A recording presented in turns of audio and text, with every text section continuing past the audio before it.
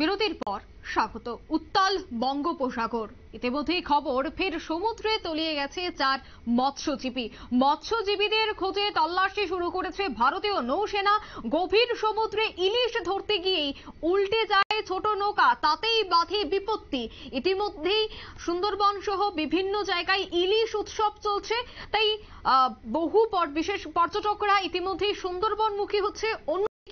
মৎস্যজীবীরা ইলিশের সন্ধানে গভীর সমুদ্রে যাচ্ছে, আর তাতেই উত্তাল বঙ্গোপসাগরে সমুদ্রে তলিয়ে গেল 4 মৎস্যজীবী। যে এক্সক্লুসিভ ছবি আপনারা দেখতে পাচ্ছেন, সেখানে স্পষ্ট দেখা যাচ্ছে যে উত্তাল বঙ্গোপসাগর, ইতিমধ্যেই নৌসেনারা কিন্তু তল্লাশি অভিযান শুরু করেছে। সে বিষয়ে ফিশারি ওয়েলফেয়ারের সম্পাদক কি বলছেন প্রথমেই শোনাচ্ছি।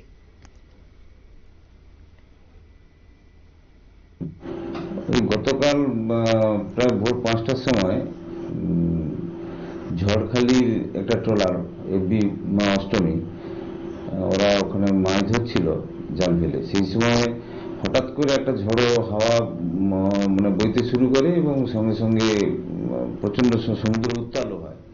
সেই সময় ট্রলারটা কাত হয়ে গিয়ে 4 জন ফিশারম্যান ওই জলে পড়ে যায় সমুদ্রে। তো পাশাপাশি ট্রলার এবং ওই ট্রলারের লোকজন যদিও 3 জনকে উদ্ধার করেছে, তার মধ্যে একজনকে উদ্ধার করতে পারেনি। তার নাম গোপাল মণ্ডল, বাড়ি ঝড়খালি, বয়স 46। ওকে আজকেরও সারাদিন খোঁজাখুঁজি করেছি, গতকালও খোঁজাখুঁজি করেছি, এখনো পর্যন্ত পাওয়া যায়নি। আমরা সমস্ত মৎস্য দপ্তর এবং কোস্টাল পুলিশ, কোস্টগার্ড সবাইকে জানিয়েছি এবং আমাদের যেসব ট্রলারগুলো মাছ ধরছে তাদেরকেও আরটিসি আরটিসেটের মাধ্যমে জানানো হয়েছে খোঁজখবর করার জন্য। ঘটনাটা ঘটেছে হচ্ছে ওই কেদর দ্বীপ আছে, কেদর দ্বীপের সংলগ্ন প্রায় 10-12 কিলোমিটার দূরে উপকূল থেকে। আপনারা শুনলেন ওনার বক্তব্য। রীতিমতো উত্তাল সাগর, আর সেই সমুদ্রে তলিয়ে গেল 4 মৎস্যজীবী। বিস্তারিত জানবো এই মুহূর্তে পশ্চিমবঙ্গ থেকে সাংবাদিক রক্তিম সিদ্ধান্ত জুড়ে গেছে টেলিফোন লাইনে। রক্তিম, মৎস্যজীবীদের খুঁজে এবার তল্লাশি শুরু করেছে ভারতীয় নৌসেনা, কি পরিস্থিতি রয়েছে? দেখো, উত্তাল একেবারে বঙ্গোপসাগর, আর বঙ্গোপসাগর উত্তাল থাকার কারণেই কিন্তু একেবারে দুর্ঘটনার কবলে পড়েছে একটি ট্রলার।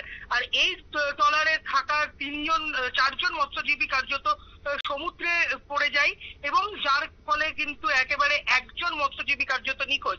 ওই ট্রলারে থাকা অন্যান্য মৎস্যজীবী এবং পাশে আরো যে ট্রলার ছিল সেই ট্রলারে থাকা আরো যে সমস্ত মৎস্যজীবীরা ছিলেন তারা কিন্তু 3 জনকে উদ্ধার করলেও গোপাল মণ্ডল, যার বয়স 45 বছর, তাকে কিন্তু এখনো পর্যন্ত উদ্ধার করতে পারেনি।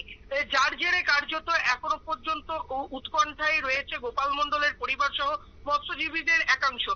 জানা যাচ্ছে যে ভারতীয় নৌসেনাকেও খবর দেওয়া হয়েছে। ভারতীয় নৌসেনা ইতিমধ্যেই বঙ্গোপসাগরে ডুবুরি নামিয়ে তল্লাশি চালাচ্ছে। গভীর সমুদ্রের মধ্যে গোপাল মণ্ডলের তল্লাশি ইতিমধ্যেই কিন্তু চলছে।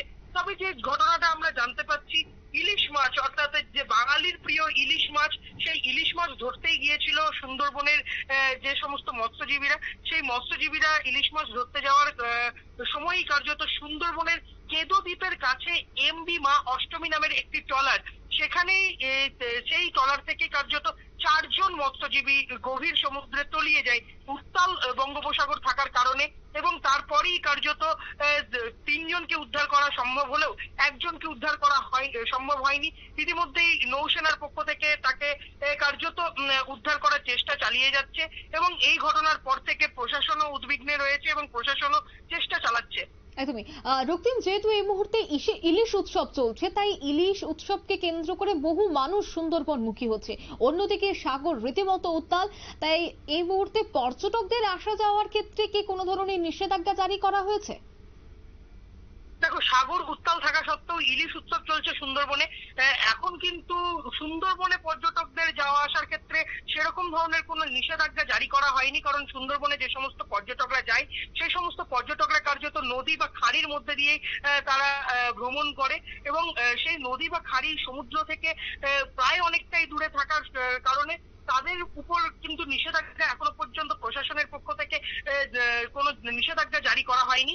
তবে সমুদ্রে এই যে ঘটনাটি ঘটে যাওয়ার পর কিন্তু একেবারে যে সমস্ত মৎস্যজীবীরা রয়েছে গভীর সমুদ্রে যারা মাছ ধরতে যায়, অর্থাৎ যে সমস্ত মৎস্যজীবীদের জন্যই আমরা বাড়িতে মাছ খাই, সেই মৎস্যজীবীদের কিন্তু সমুদ্রে যাওয়ার জন্য কিন্তু নিষেধাজ্ঞা ঠিক নয়, তবে কড়াকড়ি কিন্তু জারি করা হয়েছে, কিছু গাইডলাইনও জারি করা হয়েছে।